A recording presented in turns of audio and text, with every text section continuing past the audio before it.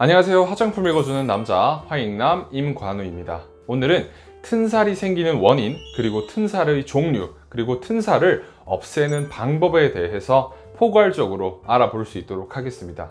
사실 튼살이 생기는 이유는 정말 다양한데 호르몬 변화, 그리고 체중 증가, 유전적 요인, 이 외에도 정말 많은 원인에 의해서 튼살이 생길 수 있습니다. 임신, 사춘기, 그리고 성장기에도 갑작스럽게 피부가 늘어나야 되는 상황이 발생하면서 튼살이 생길 수도 있습니다. 사실 튼살은 피부 건강상의 문제를 유발하지는 않지만 외관상으로 그리고 미관상으로 변화가 있기 때문에 스트레스를 유발할 수 있고, 그래서 정말 많은 분들이 적극적인 치료를 원하시는 분들이 많이 계십니다.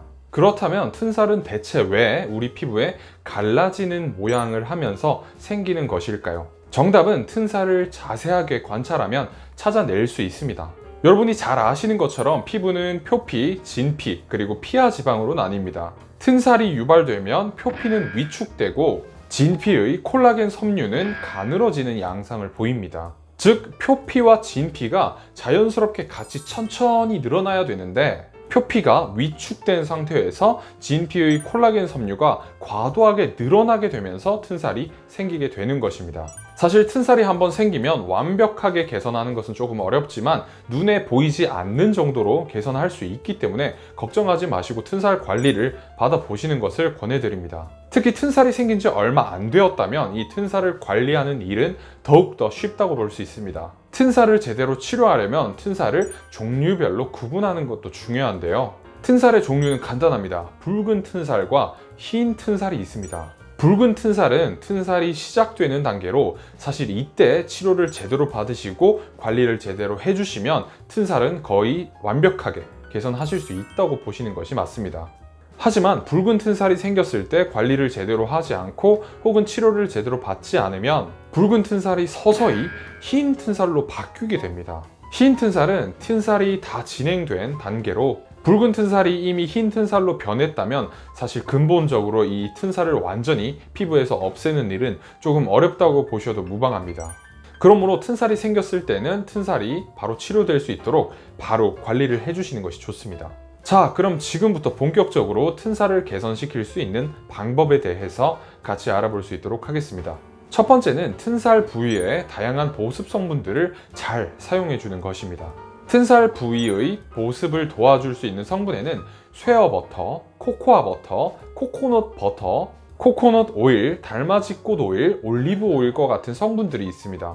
이렇게 다양한 보습 성분들을 함유하고 있는 보습제를 튼살 부위에 골고루 발라주시고 또 흡수시켜 주시면 튼살이 개선되는 데 도움을 받으실 수 있습니다.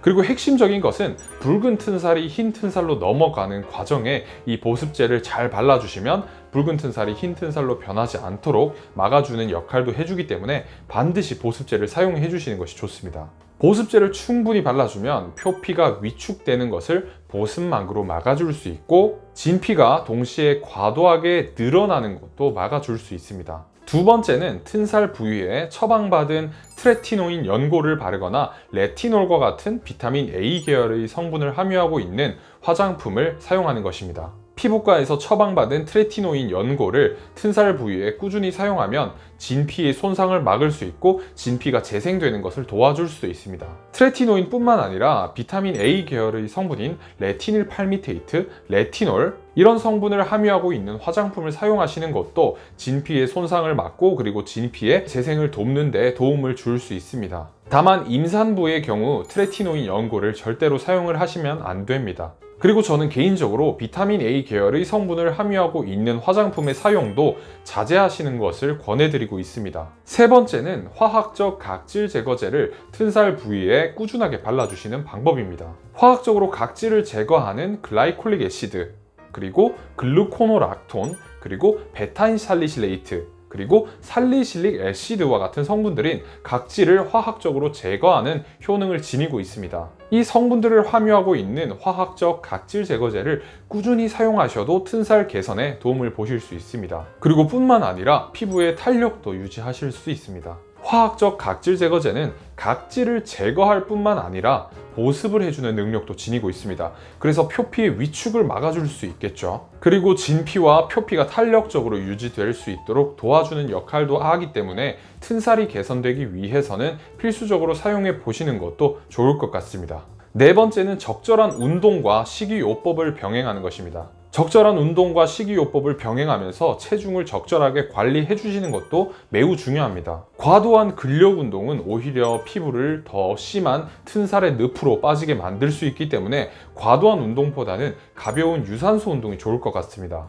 이렇게 다양한 방법을 복합적으로 활용하시면 튼살을 근본적으로 예방하실 수도 있고, 그리고 개선도 시켜 보실 수 있습니다. 붉은 튼살이 흰 튼살로 바뀌기 전에 여러분도 집중적인 관리를 해주신다면 분명히 튼살 관리가 가능할 것입니다. 여러분 포기하지 마시고 튼살 관리를 한번 해보시는 것을 권해드립니다. 오늘도 화장품 읽어주는 남자와 함께 꿀피부 되시기 바랍니다.